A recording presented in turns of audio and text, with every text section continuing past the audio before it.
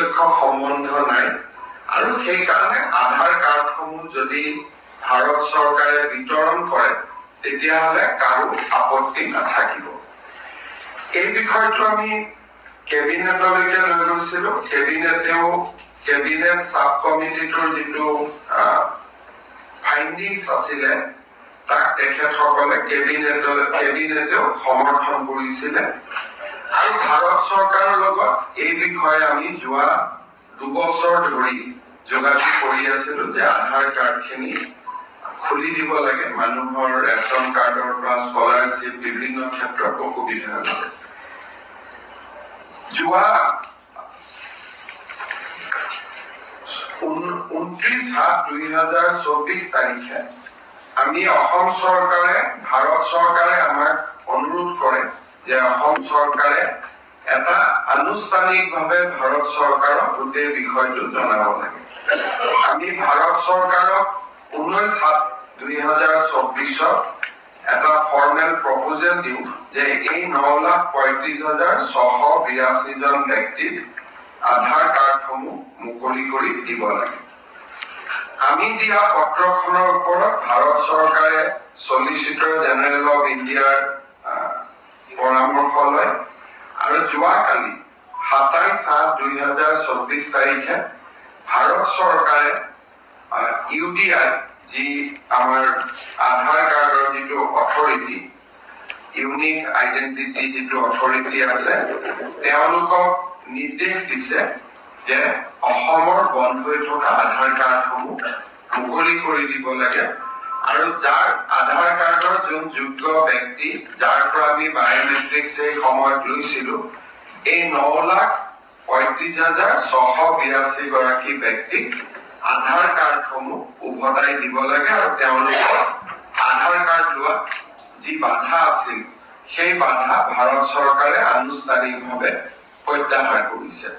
ইয়াৰ ফলত এতিয়া অসমত এই এটা বহুদিনৰ যিটো এটা ইছ্যু পঞ্জীভূত হৈ আছিলে 9,35,682 গৰাকী ব্যক্তি তেওঁলোকৰ আধাৰ কাৰ্ড পোৱা পথ প্ৰশস্ত হ'ল আৰু মই ভাবো যে অহা 15 দিন এমাহৰ পৰা ভিতৰৰ পৰা তেওঁলোকে নিজৰ আধাৰ কেন্দ্ৰত গৈ আধাৰসমূহ সংগ্ৰহ কৰিব পাৰিব য'ত তেওঁলোকে বায়োমেট্ৰিক্স দিছিলে বা UDI কৰ্তৃপক্ষই বেলেগ ব্যৱস্থাও কৰিব পাৰে যে তেওঁলোকে ক'ত গৈ আধাৰ কাৰ্ডখিনি সংগ্ৰহ কৰি লাগিব।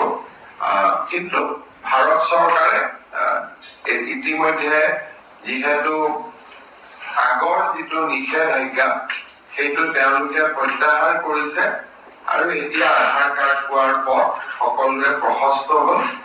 বহুদিনীয়া এটা যিটো ইছ্যু আছিলে সেইটো আনুষ্ঠানিকভাৱে ৰিজল্ভ হ'ল বুলি মই আশা কৰিছো।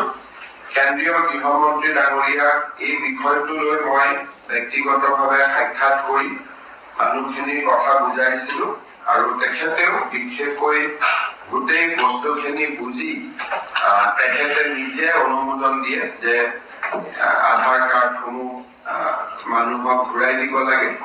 মই কেন্দ্ৰীয় গৃহমন্ত্ৰী অমিত শ্বাহ ডাঙৰীয়াকো আনুষ্ঠানিকভাৱে অসম চৰকাৰৰ হৈ ধন্যবাদ জনাইছো যে বিষয়টো এটা নিষ্পত্তি হোৱা বাবে। এই কথাটো ক'বৰ কাৰণে আপোনালোকক মই মাতিছিলো আৰু ভাৰত চৰকাৰৰ যিখন অফিচ মেমৰেণ্ডাম তাৰ কপি এটা আপোনালোকক আমি দি দিম যাতে আপোনালোকে এই মেমৰেণ্ডামখন বহল প্ৰচাৰ কৰিব।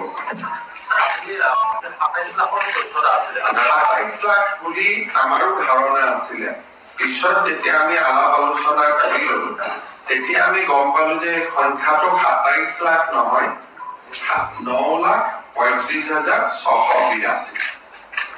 আমাৰ প্ৰথমতেতো আমি ধাৰণাৰ ওপৰতে চলি আছিলো। যেতিয়া ভালকৈ আলাপ আলোচনা হ'ল তেতিয়া ইউনিক আইডেন্টিটি অথৰিটি আমাক ক'লে যে আমি 27 লাখ জব্দ কৰি ৰখা নাই, আমি 9,35,000হে জব্দ কৰি ৰাখিছো।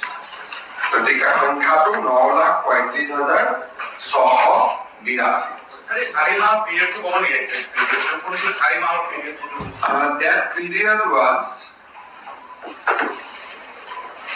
from February 2023 that month was 19th August 19. February 2019 to August 2019. 2024. February 2019 to August 2019. Was it also linked with the NRC enrollment process? It was supposed to be linked to the NRC, but they fizzle out the entire thing. Even non-NRC people whose name is there in NRC, their NRC also got blocked. Aadhaar also got blocked. So it was meant to be for the people whose name were excluded from NRC. But they somehow at that point of time fizzle out the thing. Whoever has gone during that period, they have blocked their NRC. So there are many moral people, mortal people, tribal people. It was universal landscape. সবৰে বন্ধ হৈ গ'ল। কোনো এটা জাতি নাই, এটা সম্প্ৰদায় নাই, যোনে সেই 5 মাহত আধাৰ কাৰ্ড ল'ব গৈছে, তাৰে আধাৰ কাৰ্ড বন্ধ হৈ গৈছে। সেইকাৰণে এতিয়া মই আপোনালোকক এটা সৰু উদাহৰণ দিব পাৰো যে ডিব্ৰুগড়ত 15,000 মানুহৰ আধাৰ কাৰ্ড ব্লক হৈ আছিলে, গোলাঘাটত 8,000, যাৰ লগত হয়তো কোনো NRCৰ সম্পৰ্কই নাই, শিৱসাগৰত 10,000, তেনেকুৱা মানে লেণ্ডস্কেপ ৱাজ এভৰিবডি। আমি চাইছিলো যে কোনোবা ৰিলিজিয়ন আছে নেকি, কোনোবা সম্প্ৰদায় নেকি। আমি পিছত দেখিলো ইয়াত কোনো সম্প্ৰদায়ো নাছিলে। NRCত নাম থকা মানুহ, ড্ৰাফটত নাম থকা মানুহৰো আধাৰ ব্লক আছিলে, ফাইনেলত নাম থকা মানুহৰ আধাৰ ব্লক আছিলে। সেইকাৰণে we could not establish any correlation between NRC and Aadhaar. মানে NRC নাম্বার কৰিলেও এতিয়া আধাৰ কাৰ্ড থাকিব